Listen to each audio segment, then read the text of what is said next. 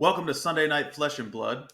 I'm Nick, here with Colin. We are two-thirds of Team Raising Quell, a subsidiary of the Romping Club. Ryan can't make it tonight, but we're here with episode 2. We're going to cover a couple quick topics to start. Like, we have some cool data from the Pro Tour. We're going to talk a little bit about like the KO Armory deck spoilers, but then we're going to jump into the topic we really want to discuss tonight, which is turn math. So yeah, it's a pretty simple topic, but I'm hoping we can, go a little bit deeper into it.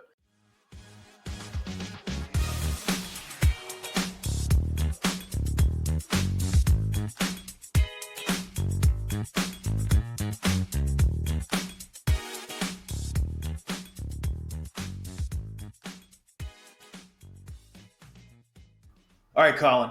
So first of all, how are you doing today? Did you have a good weekend? Good Easter? Yeah, it was nice Easter. Had some family over, made dinner, made some butter chicken. It was nice. Nice. That's a good Easter meal. Yeah. So yeah, the first thing I wanted to talk to you about tonight, because we're just going to jump right into this, is some of the spoilers from the KO Armory deck. You're a resident Brute main, a resident Rhinar main here. So when you saw, what is it, the Sash? I forget the full name, but the Sash. Then there's like that one card, Savage the Sash. Savage Sash, that one card behind it. And then there was like a weird, like, I don't know, kind of like a secret looking spoiler. It was really grainy, the picture, but a new Brute 6 attack card with some more Arsenal disruption. But in general, what are your reactions to those spoilers? In general, my reaction is, wow. Like, it's rare that you get 3 spoilers and all of them are this strong. Usually it's like, oh, which one of, like, there's one that jumps out to you, right? But I think in this case, they're all real strong. The Sash, I think, is definitely more of a KO card than a Rhinar card, at least at first glance. I mean, you could build Rhinar towards it, but the way Rhinar is currently built, if people haven't seen it, it's temper 2, and it has an action that makes your attack action cards that cost 6 or more power 1 resource less to play each turn, and you would destroy the Sash if you do that. So really, it's to play when you want to go wide with multiple 6 power attacks, which KO does. But the reason it's so strong is because the temper 2. KO's currently run Tunic. If you think of like 1 resource is equal to 1 block, Tunic is worth maybe 3 a game for KO. We get 2 resources off of it and 1 block. Whereas this, its floor is 3 because you got the temper 2, so it's automatically blocking 3. So real strong. Honestly, not super excited about it. These decks getting their fridges and stuff like that. And like I said, it's more of a KO card, and I'm here for Rhinar. The other one, the blue, the Run Roughshod that was behind it, that's also a KO card, I think. Even though I think Rhinars will play it. It's a 1 cost 5 power attack that can only be played if you've already discarded a 6 power this turn. So it's an absolutely crazy like Blood Rush finisher. Like, a blue 1 for 5 or 1 for 7 after Blood Rush. Like, that's insane. Mm-hmm. But can only be played with another fulfilled clause is always risky. And then the other one that you mentioned, the kind of grainy one, which I'm not really sure what to think about. Like, I've heard it mentioned that maybe it's not real, but I don't think so. What do you think about that, first of all? Oh, I hadn't come across that yet. But that no, I saw that on Twitter a couple times. Dude, I would love it if there's some Rhinar player out there just like throwing stuff out. Just like decided, all right, that's what I'm thinking. Like, who's putting in the effort to make this? It's like the art looks like legit, and they came up with a name and stuff. Good for them if they're like just duping us. Maybe it's fake, and maybe it was just like when the image was clear, it was like obvious that it was fake, so they're like, let's just make it blurry. Yeah, that's hilarious. Yeah. I hope it, like, if that's true, it like makes its way to like Talishar and people are practicing with it. Yeah. Oh man. Yeah. Yeah. In the lead up to the battle hard, I'm gonna be like, man, all right, I gotta be prepared for this card. It doesn't exist. But yeah, what it is it's more Arsenal hate. It banishes an attack action card from a player's arsenal if that attack action card has less power than damage dealt by Strength Rules All, the card. Mm-hmm. And I think it's really cool that they've kind of isolated Brute as like the Arsenal hate class, it seems like. CNC has always fit in well. Then we got Send Packing, like an auto include in all Brutes. And now we got this. That's cool for a class that has no on hits, a way to like disrupt the arsenal. Mm-hmm. This card, I think what it's going to do in Rhinar, at least, is replace other 2 for 6s that people are currently running. Rawhide Rumble, Skullcrack, things like that. I don't really think it's exactly the same as like CNC because this is attacking decks that have low powered like attack actions like ninjas, mechs, things like that. Where CNC is more attacking people that run D reacts. But yeah, it's cool. Anytime we get new brute cards, I'm excited about it. Yeah. Do you think the? I'm sure I'm overthinking this, but that card, like, so yeah, banish this card from Arsenal. If it has less attack than the damage dealt, it stays banished, basically. Or no, it flips it over or something. Whatever. You just said it. But if there is like a D react in Arsenal, and you just like, or no, let's say an attack reaction because a D react you just covered up. If there's an attack reaction or like a card with no attack value, that doesn't count, right? Like it would just, you could let it hit and that card would just stay. Oh yeah, it specifically says banished of attack action. Okay. Cool, that's good. But so this person who made this fake card at least templated it correctly. Yeah, that's what I'm saying.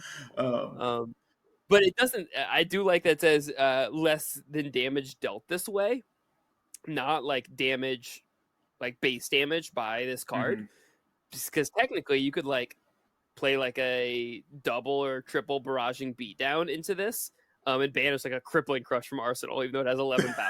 It should be sick. That's awesome. Oh man. Oh, that would be awesome. All right, cool. Well, yeah, I think what was it? My first reaction when I saw some of those cards was similar to what you had said. Like the grainy one that may or may not be real. I was like, oh, okay. Like people at LSS understand that like Ninja is historically a really, really tough matchup for Reinar. So now he has like a very good tool into that class now. Yeah, and with a new Ninja coming out, Mysteria, it makes sense. And I think too, just like more of like the game design, it's just like they want us to be blocking. Like they want us to block with our cards. They don't want us to they want us to play in the middle between like fatigue, like full fatigue and like lightning briar, right? Like, and this is just another example of the game designers, the game developers saying like, yeah, you are going to block over the course of the game. Like you do not have an option. Because that's one of the things that back and forth is like one of the beautiful things about Flesh and Blood. So I'm all for it. I also I play warrior, so I got a lot of armor, so I'm fine blocking. Yeah, Azalea might it'll not be like interesting this. against. It'd be interesting against Bolton because like it does target a lot of your attack actions because they're low powered, but you block well enough that probably isn't an issue a lot of times. I was thinking about it too, but it also it's like. It puts there's definitely going to be like some forks that Reinar or Brute's going to put me in because I also have to arsenal like my beacons and my Lumina ascensions because I can't let you intimidate them with Fleshbag. So it's like I have to arsenal my reactions a lot, like my attack reactions and other like offensive action. And that's cards. good. Yeah, that is good. So if I see one of those, I'll just take it against that card. Maybe. Yeah. The first card that came to mind for me, and gosh, man, this is always going to happen when it's just me and you on the pod. We're going to talk about Reinar versus Bolton. Yeah. The first thing that I thought about was like your V turns. If you got a V in Arsenal. Yeah. Well, that's another. I try not to Arsenal via the Vanguard against you, because if I Arsenal via the Vanguard against a Brute, what they should is as soon as I play it, if I have any cards in hand, they should just block the V, because they're getting at least 2 block and minimum 4 to 5 extra damage from banishing that card. Most likely, I could be bluffing or whatever. That'd be like a horrible bluff. So block the V with Fleshbag. Yeah, they should block the V of the Vanguard with Fleshbag. So because of that, I try to arsenal like my chain enders, right? Which could be like Lumina or like a beacon or something. It could be like a Valiant Thrust that has 4 base, right? So it's like if you send that, I would need to block with a card to only take 3. So yeah, it's super interesting. I hope I didn't just give you a tip on ways to play against me and make you think that I got. No, I had started recently. No, I had started recently against Boltons who are on Tunic into me, like really trying to emphasize that Arsenal pressure when the Tunic's on 3. Like all Arsenal is CNC or Ascend packing when their Tunic's at 1 or 2, and as soon as it gets to 3, play it. Just because a lot of them love that V Tunic turn. Yeah, I mean, if your deck is built, if you're running, Tunic, and your deck is built around that, like you have to maximize those via the Vanguard turns. or else your deck just ends up being kind of like not like middling, but it's like that you're not reaching your ceiling. Um, but I think a lot of brutes are or a lot of never mind, whatever. We don't need to talk about this matchup anymore. Um, Let's talk about the Pro yeah, Tour. yeah. Okay, so Pro Tour. I wasn't originally planning to talk about this tonight, but on Twitter, an actual good thing from Flesh and Blood Twitter this week, a not toxic thing, is somebody named Mark Henderson. He's a New Zealander living in Amsterdam. He posted this spreadsheet and like gave it to Nathan Crawford with the Pro Tour meta breakdown of like every hero, their win percentage, their win rates into every other hero, and it's just cool to see all the numbers. So I'll give my reaction first. My reaction first is that Bolton was tied for the number one winning percentage in CC with 62.5%. He was tied with Tekla and there was one Tekla and 10 Boltons. So 10 Boltons is not a lot. The first thing I noticed as I immediately went to like, okay, 62%, that's really high. How'd they do it at Dromai?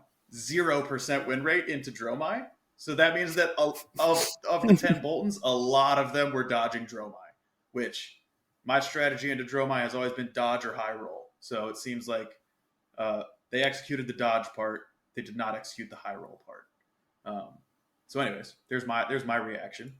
But what do you think about some of this data? Yeah, and I think that to your point, real quick, I think it says that they played Dorinthia Dromai. How many times? 4 times. Looks like Bolton was 0-4 into yeah, Dromai. that checks out. So yeah. I saw Bolton too, but I knew you were going to notice that. After that, you look down. Other than Teklo, you see Dory, which we talked about last week, kind of coming out of nowhere. And she didn't just come out of nowhere in numbers; she came out of nowhere in win percentage, 57.81 percentage, which it doesn't sound like a bunch when it's like, oh, you're still 50 something percentage. That's not like a crazy win percentage, but in Flesh and Blood, it really is. Yeah. These matchups are always so tight and stuff like that. Yeah, and especially with the numbers. There's 28 Dorinthias, and like 28 players, nearly 60% win rate. Like if you look at Dromai had 52 players. Dromai's win rate was 49% overall. Like most people at an event like this, most people are going to do poorly, right? Like, so to have Dorinthia there at almost 60% with so many people playing it. It's just like, we said it a ton last week, but it's just like so impressive.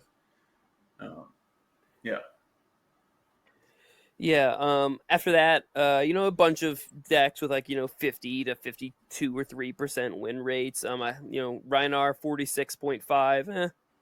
Not great towards the bottom, but one thing that really stood out to me was Levia. Levia, we talked about it last week when we saw the conversion numbers. We're like, man, Levia didn't really convert. And the win percentage is almost even worse to me. 40% win rate. Levia just didn't win. A brute that I think when heavy hitters first came out, people might have thought was the strongest brute. I think now a lot of people have come around, or at least I've come around. I think she might be the weakest brute, and it's kind of a shame. Yeah. She's cool.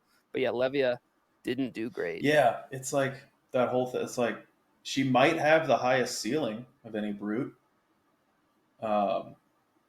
Levia Consumed, whenever she flips into that demi hero, it's like Levia Consumed is like the most powerful card in the game. It's like you get to tutor a card every turn. Like you're basically a 5 intellect hero that can tutor. But yeah, it's just a little bit inconsistent, and that matters a lot. One last thing on this before we kind of move on, unless you have something else too. We didn't hear a lot about Victor because there wasn't a Victor in the top 8. There are 27 Victors and a 54% win rate overall, which was really impressive to me as well. And there was like a lot of debate of like, oh, Victor's super mid, Victor's not good, Victor's bad. And then people were like, oh, Victor is good. Like drawing cards is good. Like obviously, I think that Victor is very powerful. And yeah, I know a lot of Team Blue Pitch was on Victor, and I'm sure a lot of them did perform well. But yeah, that was a really impressive win rate for me too, from a hero that didn't make the top 8 and didn't get discussed a lot. So yeah, be ready for Victor at your events. It's real and it's good, even if you didn't hear about it. Yeah, I think it's kind of settled science at this point that Victor is better than Bravo. There was like some debate after Heavy Hitters came out. Watch it. Watch it. Um, You're gonna drop. You're gonna make someone go crazy. So. but I mean, Bravo only had a 33% win rate. That's like towards the That's like bottom. It's like one of the so bottom like bad. 2 or 3. That's horrible. Yeah. Yeah, He had the same and a as lot of these Victor Arachne. decks are kind of built. Yeah, exactly. And Arachne is someone people are writing off Yeah. completely. But a lot of these Victor decks are built like Bravo decks. Like they're pummeling. They've got Rouse in there. The difference is that, like you said, the card draw, the extra card is just crazy. Yeah. And I mean, like, yeah, the extra card draw, and then when they're built to be able to use that extra card offensively, right? It's like, Yeah. and like, I think Victor's biggest problem is sometimes you can give them a 5-card hand, and they're like, pitch 3 reds, Test of yeah, strength. like pitch a Yeah. test of strength and a trounce and something else, like just send some damage that you can block pretty easily. But like any deck that can draw cards and run CNC, pummel, tunic is is good. Like that's just good. Yeah. Yeah. So like when that, I'm sure that when that deck is like humming, and you're the pilot of it, I'm sure it feels just like the most powerful thing you've ever piloted. And I think it is a deck that rewards reps. So maybe that's why people were down on it earlier. Because I think it's a pitch stack deck for sure. Because you got to win those clashes. And you do run a decent amount of like losers. Like your blocks, and if you're on D-reacts, your pummels. If you're on pummels, things like that. The way to get around that is like pitch stacks. You win. And that's a high skill to do that. Maybe people, have kind of come into their own with Victor doing that, after a month or so of release. Yeah, it is. It's super interesting. It's like, yeah, like you're saying, and maybe this is obvious. I just haven't thought about it before, but yeah, you're not just pitch stacking for like, how am I going to close this game out with via damage, but like, I need to pitch stack to win some clashes and stack my block cards and my high powered attacks together. So yeah, that's really cool. I guess I'm pretty sure oh, go ahead. I'm pretty sure Brandon was talking about doing that to you the other day when y'all were I practicing. think he was. I think it just like went over my head. I was like, Yeah. pitch stacking, dude. I run Beacon of Victory. I've never pitch stacked one time. So we call it threat stacking. It's when you pitch a Via Vanguard early, and it's going to get shuffled around, but it's still in there. Yeah. All right. Do you have anything else you want to say regarding this spreadsheet? If I could figure out. No. Yeah. People should go look it up on Twitter so they can just like really look at all the numbers. It's really interesting. We'll retweet it. Yeah. Yeah. The guy who put it together is Mark Henderson again. He's at Mark_H_Sky_R SKYR on Twitter.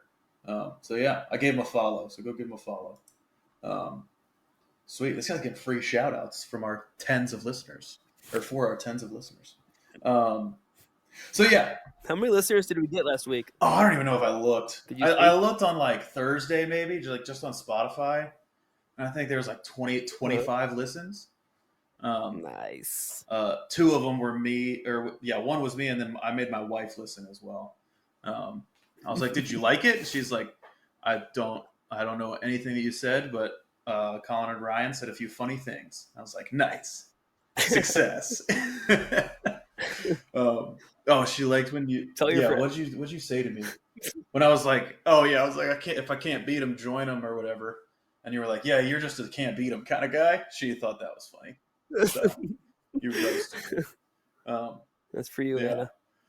All right, cool. So yeah, let's jump into like the main topic, as Arsenal Pass says, main topic of the pod, and we want to talk about turn math, which is like a very basic and maybe not overly, but it's discussed enough in Flesh and Blood where I'm sure that anybody listening to this knows what turn math is.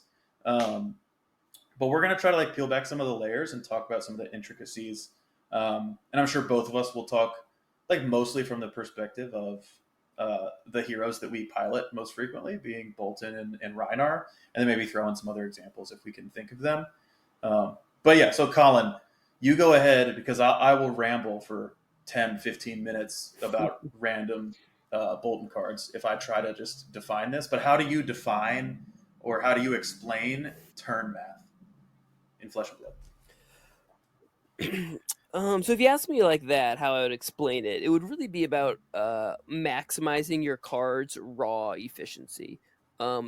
Maybe the coolest thing about Flesh and Blood is the fact that your cards do 4 different things. You know, all your cards, with the exception of like, you know, non-blocks and whatever else is weird. And so it's like, okay, look at these 4 numbers, and there's almost limitless different combinations of blocking, pitching, and playing that I could do with these cards. And how do I find the one where my math is the most on my side? So I've won this turn, or I've done as much damage as I can this turn. I think most people are familiar with like the, you know, the wounding blow example, but basically these Flesh and Blood cards, if you haven't heard, Wounded Bull, right? Nope, Wounding Blow. Wounded Bull is the bull lander Michael Hamilton. Shit. Card. Oh my god! I know, right? It's so silly. I interrupted you for literally no reason. I'm so sorry. No, it's okay. Just make sure you don't like start a Flesh and Blood podcast or anything. Okay. So basically, Flesh and Blood cards at their most base have this axis that they're on where they equate to essentially 8 value. I just gave a shout out to Wounding Blow if you want to look at that, but the example I like to talk about is Raging Onslaught. So Raging Onslaught is a card from Welcome to Wraith, a generic. And I guess we'll look at the let's look at the yellow, because I ran the yellow once at a calling, so I got a soft spot. I did for too. It. The yellow Raging Onslaught. You did too? Yeah, the first calling I ever went to. Calling Orlando when Nationals was in Orlando. Why? Because I don't remember. Prism was really good, and like I was asking, I like had some random like 6 attack 2 block in my deck, and someone was like, "You should run Raging Onslaught because it blocks 3." And I was like, "How much could that matter?" I literally said that. I was like, "How much does that matter?" It's so much. But I was on Bolton. Obviously, I had Pursuit of Knowledge in my deck. I was like, I gotta charge cards. I might as well draw more. Dude, like let's. I've also run Pursuit of Knowledge at a calling, so yeah, I'm with you there. So, yeah, go ahead.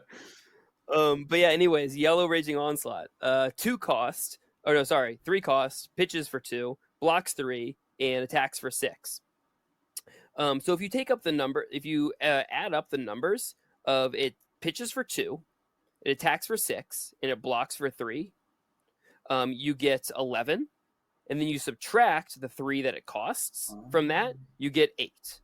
And that's what I'm talking about when I say like they have this axis of 8 that they're built on.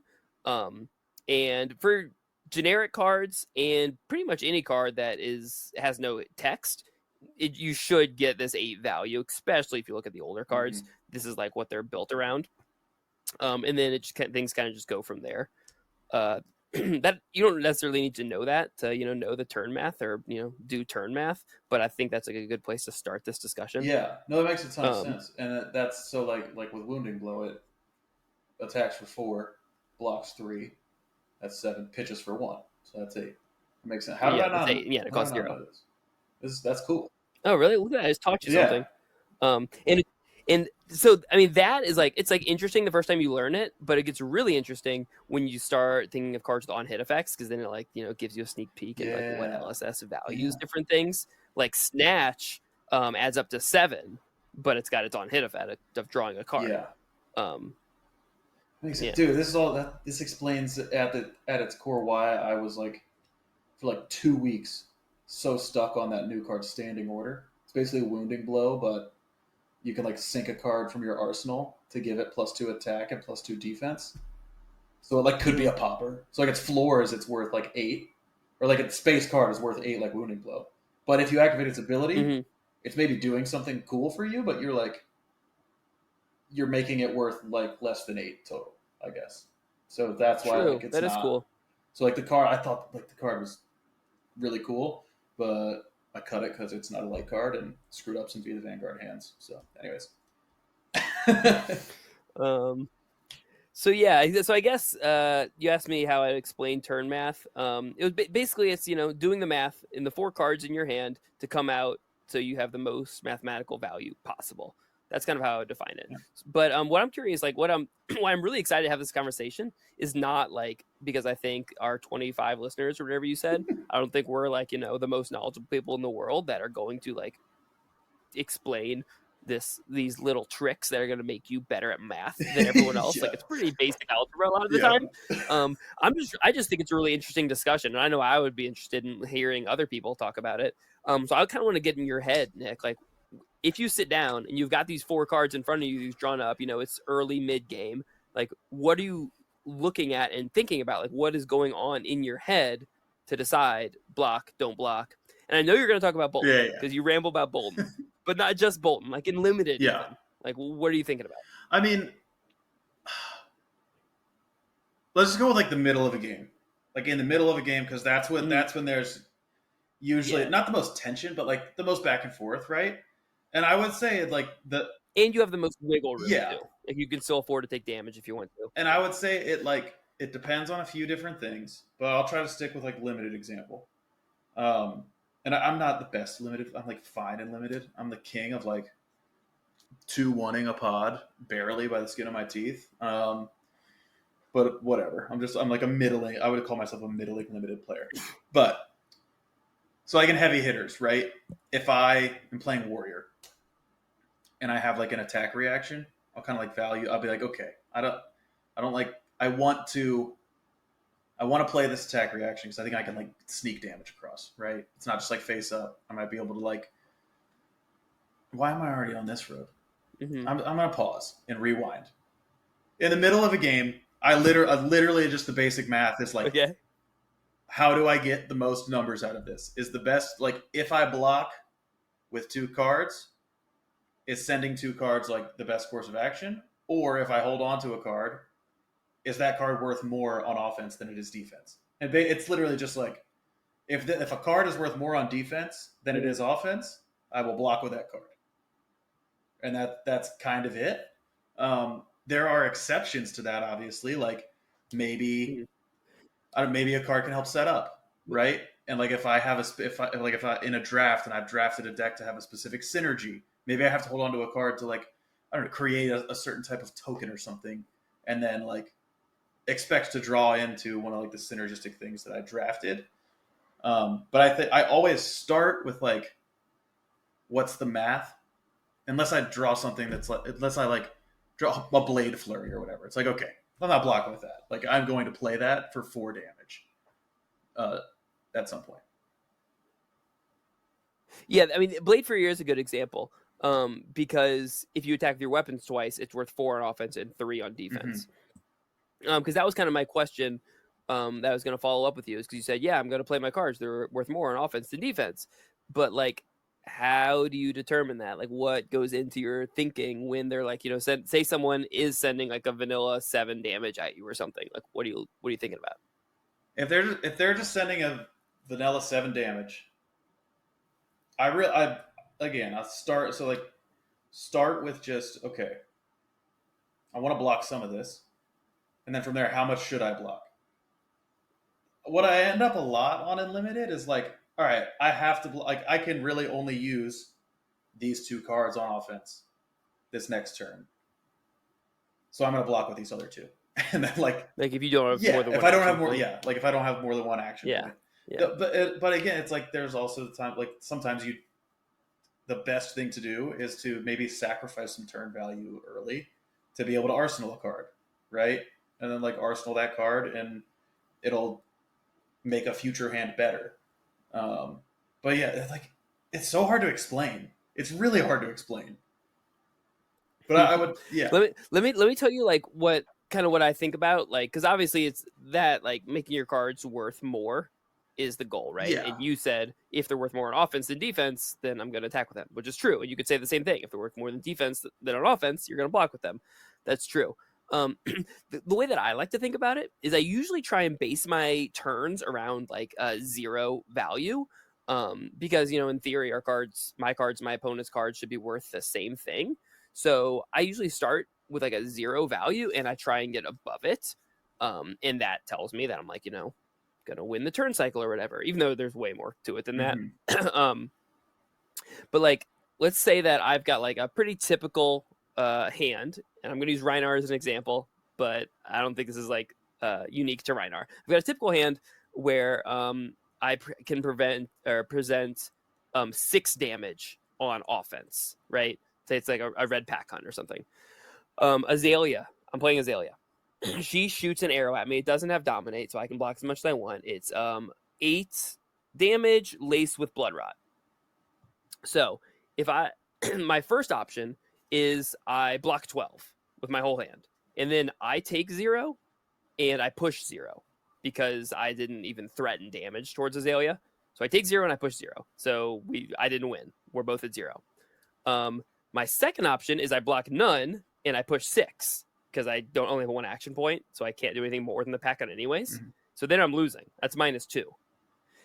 The best option, with all the context out, is I block 6 with 2 of my cards, which would mean I'm taking 4 damage because she's coming for 8 with a lace with blood rot. So I'm taking 2, and then I'm taking 2 from the blood rot pox at the end of the turn. So I'm taking 4 damage. But then I'm sending a pack hunt. So then I'm presenting 6. So I'm up 2 in that small cycle right there. Yeah. So it's about you're always thinking in terms of like winning the turn cycle. Yeah. Yeah, that makes sense. Yeah, and there's like more to it than just that. Like if you do what I just said, like every single turn, and you come out on top every single turn, it does not mean you're going to win the game because the way tempo works and things like that, your opponent could be doing the same math. And as long as your cards are worth more on offense than they are on defense, you could always come out on top. But that's where I like to start, because when you're in the midst of a tournament, sometimes it's too big to do too much. And that kind of can keep me grounded in the moment. Like, okay, it's round 4. Azalea shooting lace with blood rot. What do I do right now? Mm-hmm. Yeah, it makes a ton of sense. My first suggestion I have for you is to run Soul Bond Resolve, because then you charge and the blood rot only does 1. It's better for you. I'll think of it next time. No. That makes a ton of sense. I'm a little. I feel a little betrayed because you just threw me into the fire. I feel like you had a whole thing prepared and you explained it very well. So I appreciate that. So yeah, our listeners are gonna be like, "Man, this Colin guy really knows his stuff." Nick, like, how has he ever won a game in his life? Yeah, Nick texted me a picture of his notes like 3 days ago, and I was like, I'm not gonna look at those because I want to have an authentic discussion where I hear it for the first time. Yeah, and I think like so back to limited too. It's just like it really comes down to, and obviously like so much of this depends on like the game state, right? I would love to do an episode where we talk about, because you hear that term all the time, like, oh, we said it last week a couple times talking about like the finals approach. We're like, oh, you saw him like evaluating the game state, and I feel like there's like, again, it's similar to this conversation. It's like simple topic, but really there's like so many layers to it. Especially if you are the kind of person who plays a hero and only that hero, and you have seen everything 1,000 times. You just like keep seeing little nuances in game state. So anyways, I think a lot of this in like turn math discussion is contextual, but the basis that I typically go with is kind of like what I was saying earlier of like, all right, how can I get the best math, the best numbers out of this hand? And then, yeah, which is that similar to, I think that's probably ends up being the same thing as looking at it through like the trying to win the turn cycle. Yeah, I think so. Yeah, no, I think that like what I do is not different from what you do. That's just like the whole 0 thing is kind of how I'm able to like take big numbers and like make them more manageable in my brain. Yeah, no, that makes a lot of sense. I might start trying to do that. See what happens. Yeah, I mean, try it out for one game on Talishar and see how it works. Yeah. I do want to point out too, before I get off topic, before I forget to say this, because someone's going to think I'm an idiot. I was trying to do my example like without like taking weapons out of it, because I do realize I could just like block the 9 on the 8 blood rot and not. Yeah. Just thinking, just our cards. What did just our cards do? No equipment, no weapons. Yeah. But I mean, I guess that is a good point, though. I guess I didn't even mean to bring this up now, but that is a good point. That weapons are real good when you're talking about turn math. Dude, do you want to know why I didn't even like think about that? Because I have Raiden, and it just swings for 0 unless I do other things. So yeah, weapons are good. Dang, maybe I should play a freaking different hero that has weapons. Hatchets, maybe. You should Hatchets. Dude. Yeah, Hatchets Olympia. Dude, speaking of turn math, I played a game with Hatchets Olympia the other day. They just like I don't even whatever. Like hopped on Talishar, played a Katsu. Obviously, they're not blocking. I'm winning all my wagers. My average value per turn was like 18 and a half. And I was like, what? Is Olympia busted? Like, this is crazy. So, yeah, turns out the Hatchets and Valiant Dynamo is just like good. Yeah, I don't think it's Yeah. Olympia. I think it's Hatchets and Valiant Dynamo. And yeah, when all of your wagers are winning and stuff is Olympia, it's like you got your cash ins. I had multiple hands where I was like, block 12, have 2 vigor tokens and an agility, and I literally 0 cards, swing 5 with the hatchets. It was awesome. That is cool. But yeah, anyways, so I don't know how to because I have a list of like kind of notes that I wanted to talk about for this topic with in regards to Bolton specifically. How should I just like jump in? Should I just like go in order and like say one, and we can like kind of take turns? What do you think? You want to talk about Bolton specifically? Or just like we could as an example like giving theory. you good examples of or good examples that I think kind of can paint a picture in people's mind on like turn math and like what it means, because it's like because there is the school of thought that like calculating the turn math and doing the highest average value on every single turn cycle is the end all be all in the game, and like the best decks will always just do that every time. I don't think it's always that simple. I think it's very hero dependent. I think it's very matchup dependent. So one thing I wanted to talk about is like how, like for Bolton specifically, the way I think about my turn value, because that's just another turn math, turn value. I would say those terms are pretty interchangeable. Yeah, same thing. Yeah. But yeah, how you think about your turn value for me as Bolton like changes. So like one example is like for like against Phi. If I'm playing against a Phi, it's like I want to go second, and that is just like I need to just do the best numbers the whole match. Every turn, I need to just you guys just counting. Yes, we're just counting. We're playing Math Simulator. Whereas compared to like Kasai, if I'm playing Kasai and that Warrior Mirror, none of her cards buff my attacks. None of them turn on my hero ability. If I try to just play that turn by turn value game, like I'm gonna lose every single time. So I have to be willing to sacrifice turn value to set up for future turns. So like maybe I have a turn where it's like I block 11 or block let's say block 13. So I block like with 3 cards and a sink below, right? And then I have another turn where it's like okay, I'm going to block a 9 and then arsenal a card. So I had 13, that's pretty good. 9, not so good. Whatever. Kind of have to stave her off a little bit. But then a turn or two later, I come back with a Via the Vanguard turn, and I threaten 27, right? And that's like, I get, so there's like the turn by turn approach, and then like the burst damage approach. And it's like matchup dependent in my mind. And some matchups, for Bolton, specifically Bolton in the Warrior Mirrors, like those are like burst damage matchups where like the turn by turn value isn't continuous. Maybe on average, it'll average out to be 14 or 15 or something, whatever. Things go really well. But it's like I'll have a turn cycle where it's like maybe my turn cycle was like 8 and I had to arsenal or like filter a card or pitch a card for later. Charge your soul. Yeah. And like there are turns where it's like literally I like block with a couple cards, arsenal a card, and like pitch a card to Iron Song Versus just to get it out of my hand, because it's like, all right, that card's not good for my game plan right now. I need something else. So yeah, you just kind of have to send it away, and like because you have to play like that in some matchups with Bolton, that's why those matchups typically are some of the most difficult ones. But yeah, anyways, so no, that makes sense. And another I think example that goes with your burst damage phrase is like fatigue, right? There are lots of decks, Guardians come to mind, Arachne, where you could come out on top in the math that I was discussing earlier. Like for 12 turn cycles in a row, you come +2, you deal them 24 damage, and then you look down, you have no cards in your deck, and you're like, it doesn't matter. Yeah. Because they fatigued me. Yeah. And so that's an example of like turn math not being the be all end all. Yeah. Yeah. Maybe you outvalue them by a couple, but you never kill them. Yeah, exactly. Yeah, there's one way to win. It's not outvalue them Yeah, consistently. It's kill yeah, them. exactly. Um, are there any specific like?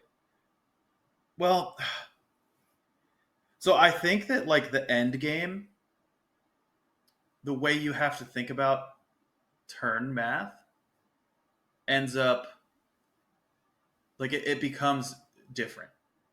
I don't know exactly like how to describe it, but like navigating the end game, I think, is the most important part of playing Flesh and Blood. I think I've heard somebody say like Daniel Rakowski, maybe he's like yeah, like winning the end game is like that's what matters. Like you have to know how to play your end game. You have to be able to win your end games and stuff. And it's like sometimes the turn math is has to be a little bit different. Um, do you have like I don't know. We can get into that in a second, but do you have anything like specific about Reinar maybe that you want to talk about? In the end game or just Just in in general. general? We can wait on the end game thing. Um, I mean, what's specific to Reinar um, is things like, I mean, mostly related to his hero ability, which mostly having to do with Intimidate, because Intimidate has no value, Do, like mathematically speaking, unless you're killing do them, you put you know? do you put a number on intimidate or not? Like when you are doing that? When I'm doing the math that I was explaining earlier, I don't. But if things are close, I'll let it like tip things one direction or the other. Um, Especially if it like is a matchup where I really think it's gonna Hmm. matter. Like if they run D reacts, Intimidate is stronger. Or if I have an agility token or something somehow, and I have like an intimidate into a CNC or something like that. Hmm. Um, but I usually don't let it matter too much unless it's like the end game, like you were talking about. That in that case, like one example would be blue barraging beatdown that people might know. It's intimidate and +2 damage, and it blocks for 3. So it's a block card a lot of by game because it blocks for 3 and gets +2 damage. So you're trading down. When it's not a block card is when you could like kill them because it's not +2 damage, it's +5 Hmm. damage if it's +2 and the one card in their hand they can't block with. Hmm. Yeah, yeah, and I think like yeah, and so that's again intimidates something to you. Like mentioned it for a second, but it is like matchup dependent. Like if you're playing as a victor, Yeah. you like every time you draw an intimidate card or whatever, or like you're probably intimidating is probably very like front of mind. It's like oh, I could intimidate their test of Mm-hmm. strength, like, and they are just like Mm-hmm. in the torture chamber if you Yep. do that. So Yep. Every time you intimidate a test of strength, an angel gets its wings. I believe that. I believe that. Um. So yeah, I think like in the end game specifically, I guess we could talk about that if you want to. Um, I think you have more thoughts on it than I do, but I'd love to I, hear them, especially if you have an well, I example. wrote on my little notepad, turn math in the end game, and I think I have thoughts.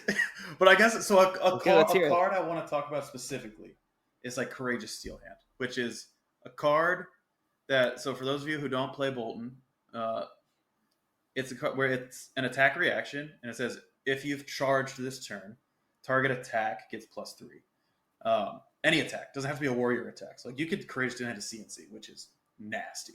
I do it like maybe once every 30 games, but it's awesome. Um, but anyway, like that card is one, and I made, and this could possibly be like a trap I play myself into, but like in the warrior class, basically, like when you are in that, like both heroes are around like 10 life or so or less. It's like there are a lot of times where I could like they block a little bit. I could like force through some more damage with a Courageous Steel Hand, but it wouldn't kill him, right? It would like put him to 5. And I'm like, no, like Mm-hmm. I'm gonna hold this, and I'm gonna like, and maybe this is like getting maybe well, not maybe this definitely I definitely tunnel vision on like this sometimes, where it's like I'm going to win the game with Courageous Steel Hand, and I would say a lot of the times it's like worth it to wait until you can put them as low as possible, right? But again, that's a situation where it's like I have that 3 value in my hand, and I choose not to take it on that specific turn cycle. I choose to wait, right? If and that's assuming an opponent like blocks or whatever, or it's blocking, and I want to just like get over, or yeah, they're not going to swing back with like 5 cards or something. Maybe they block with 2 cards, just going to send 2 cards back. I'm like, okay, I'll hold on to this value. I'll be able to take what they're going to send back, and like this will be more effective on the next turn. So yeah, that's a kind of an example I thought of. Hopefully, it's a good one. I don't know. No, it makes sense. Um, you talked about it playing you into a trap. As part of the trap that it requires multiple cards to play Courage of Steel Hand. That is, yeah, that's That like sometimes, yeah, if they rip cards out of your hands, it could get stuck there. yeah, definitely. So there again, and again, it's matchup dependent. Like there's some matchups where it's like, no, this is just a race. Like I just need to do the damage, and you take the damage, whatever. It also blocks too, which is why that card goes in and out of my deck 100 times every month. It's like, oh, it blocks too. I hate when it basically every time I lose a game because, or I feel like I lost a game because it didn't block 3, mostly against an Azalea. I'm like, no, I'm taking that card out. Don't need it. I'm gonna put in E-strikes or something. But yeah, yeah. See, like now that I'm talking about this like out loud, I'm like talking myself out of my initial thoughts. Almost. So you're talking yourself into just playing it more mathematically instead of trying to arsenal it and kill them with it. Like probably, but again, it just like depends. It's like so hard to talk about this without playing the game. I don't know. Yeah, but because the situation I'm envisioning is you like, you threaten to put them down to 5 damage, 5 health. Say you're at like 10, and they say no blocks, and you've got an empty arsenal. So you could like Courage of Steel Hand, put them to 2, right? Or you could arsenal it. Yeah, I would probably like if it was about getting them to 2. I'd probably do that because when somebody's at 2, Bolton can close the game very, very well because all of a sudden they have to trigger your hero ability on every single attack. And your math, and then your turn math goes through the freaking roof, right? Like, even if it's somebody who doesn't trigger hero ability, like a warrior. No, that's different. Against a warrior, I have to end the game. That's a matchup where like I have to end the game like with a reaction of some kind, or like with a tenacity or something, like or a huge via the Vanguard turn. It's like I need to get that warrior to like 10, and I need to threaten 25, or like, Again, not every game plays out like that, but in general, my game plan is if we get to that state, if I'm playing against a Dorinthia or a Kasai, and we get to a game state where we're both sub 10 and we're trading back and forth, I'm not feeling great. Like I need a miracle. I need to have 3 cards to my soul and draw my Celestial Cataclysm to like get back some tempo, right? It's like that's kind of my out there, but yeah. So I don't even know if I'm making any sense. Whatever. No, you are, and I think that's interesting. Like decision points like that, I think are super interesting, and it's more than just math because the 3 value is like 3 value in your arsenal, in your hand, on their health, Yeah. But like getting the most out of it and like making it efficient is interesting. Yeah. One thing I think we should talk about before we wrap up is like when it makes sense to trade down on turn math, which I know we've like touched on and stuff, when you shouldn't like just focus on maximizing it, but like specifically times when you're like, well, this card comes for 4, this card comes for blocks for 3, but I'm going to block with it. Or, this card attacks for 7, this card attacks for 6. I'm going to use the one that attacks for 6 instead. Do you have any examples of that? The one thing that I'm thinking of, though, where my last example came from is, CNC. Yeah. I think a lot of times, I run 7 power attacks in my deck. There's a lot of times where it makes sense to attack with CNC instead of those, especially if you're playing like an aggro hero or someone, just to force them to block. And I think a lot of that comes down to, again, turn math, but instead like the other way around, right? So I've got like, say, a 7 power attack and a CNC in my hand against a Fi. Most of Fi's cards are worth more on offense than on defense. So if I make him use his cards on defense by playing a CNC, I might still be winning in turn math, even though I'm choosing to sacrifice 1 point on my side of things, if that makes sense. Yeah, that does make sense.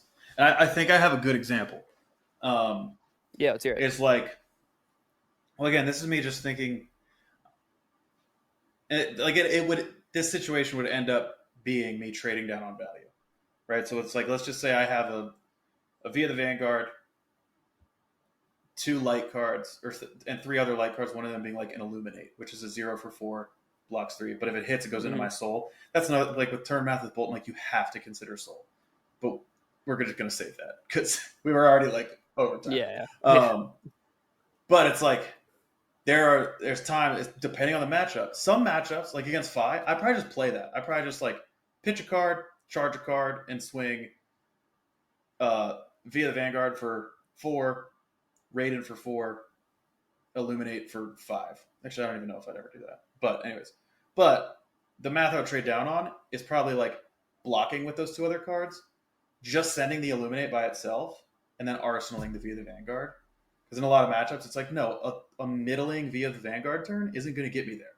I need a Via the Vanguard into Valiant Thrust turn that threatens 19 damage. Or I need a Via the Vanguard Bolting Blade Illuminate turn that threatens 25 damage. Like that's what I need to get there in this matchup.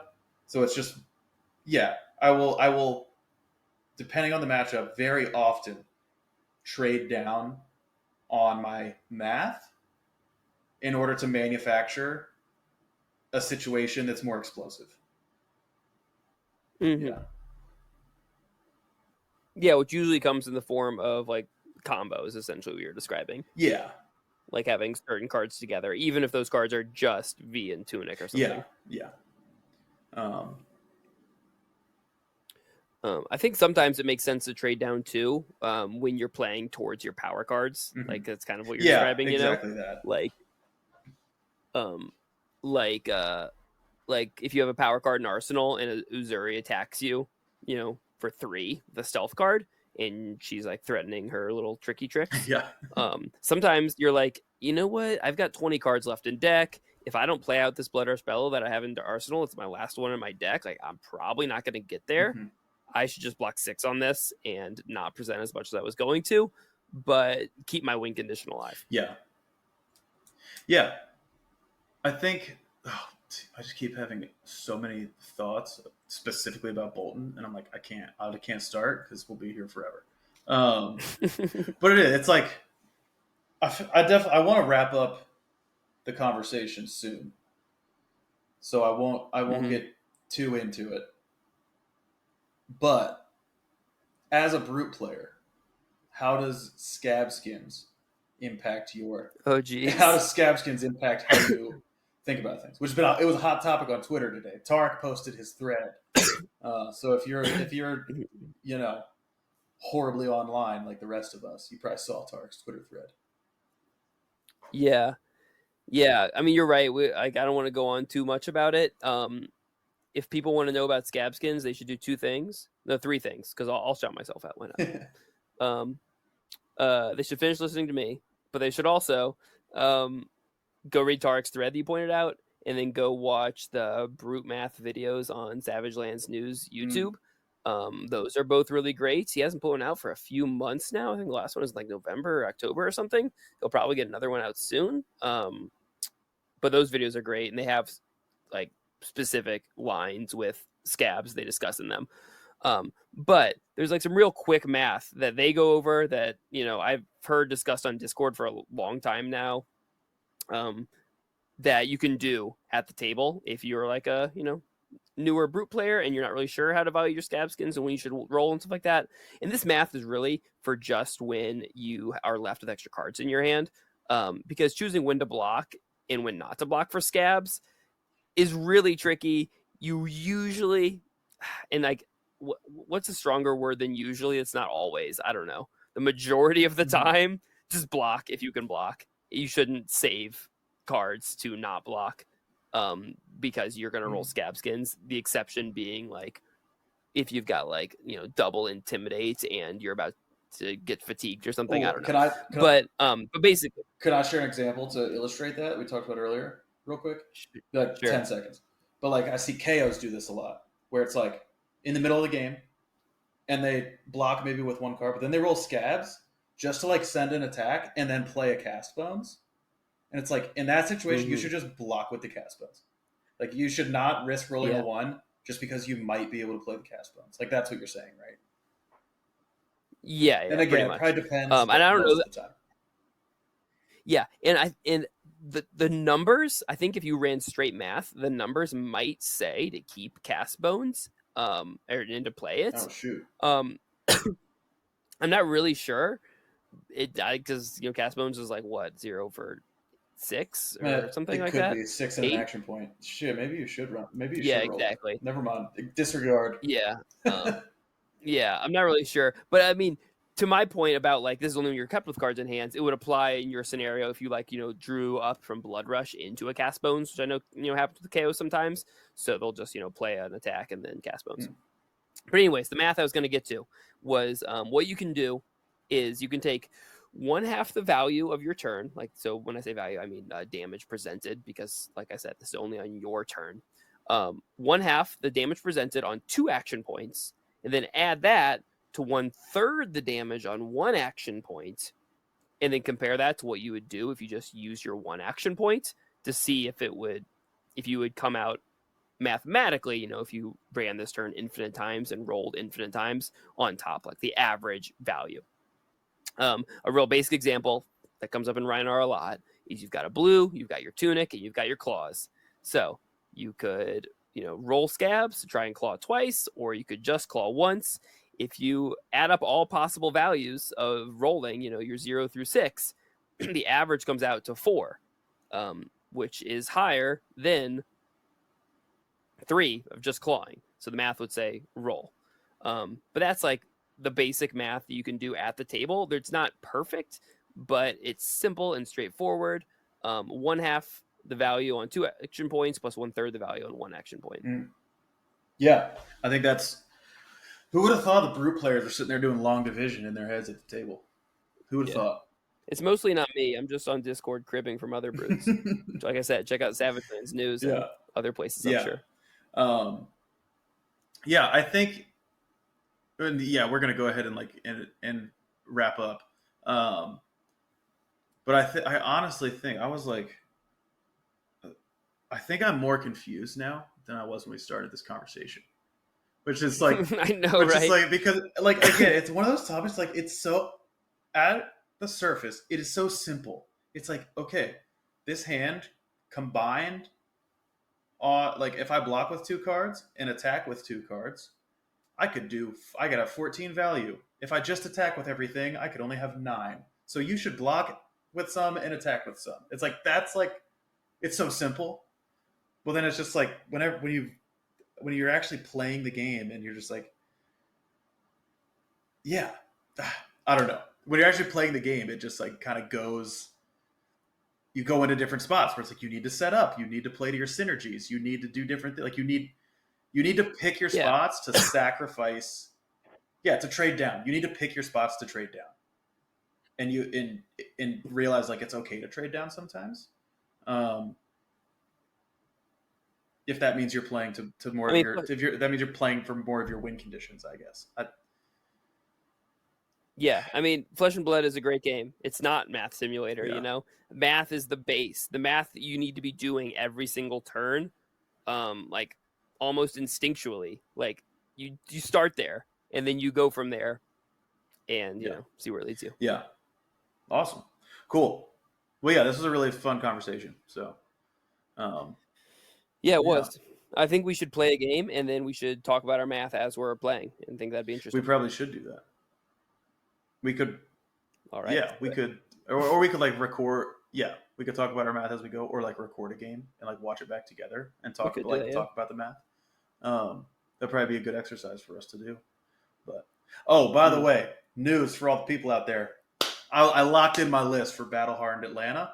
I'm not making any changes. I'm not going down the rabbit hole anymore. I printed out my list, packed it in my bag already. We're like 2 weeks out. What if Dromai rotates? Even better. You're not changing the list? Keep the poppers in? Yeah, because at this point, I took out the United We Stands anyways. And my extra poppers are just Amnesia and CNC. And I want Amnesias for Katsu and Prism. And I want CNCs for like Phi and Azalea.